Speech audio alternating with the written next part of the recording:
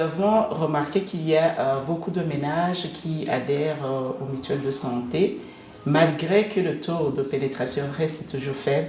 Mais il y a, je dirais, des explications, il y a des défis que l'on rencontre sur terrain qui font que justement les ménages adhérents restent toujours faibles.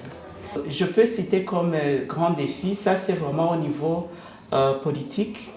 Le fait qu'au Burundi, il n'y a pas une obligation à l'assurance maladie, ça c'est déjà un grand défi parce que la plupart des pays qui ont pu avancer avec l'assurance maladie, c'est qu'elle est obligatoire.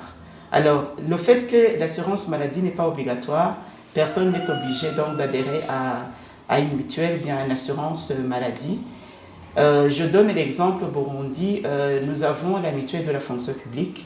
C'est une mutuelle qui aide ou bien qui appuie les fonctionnaires de l'État à accéder aux soins de santé et c'est obligatoire. Dans d'autres secteurs, autres que le secteur public, il n'y a pas d'obligation d'adhérer à une assurance maladie. Je pense que c'est vraiment le gouvernement qui devrait un peu booster en mettant en place une loi qui oblige personne ou bien chaque ménage d'avoir une assurance maladie. Il y a également la capacité financière ou contributive de la population qui ne cesse de diminuer.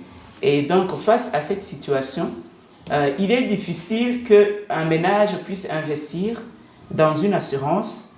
La plupart des fois, il y a, c'est vrai, des mutuelles de santé qui sont, ce sont des assurances sociales, comme on le dit, donc sans but lucratif.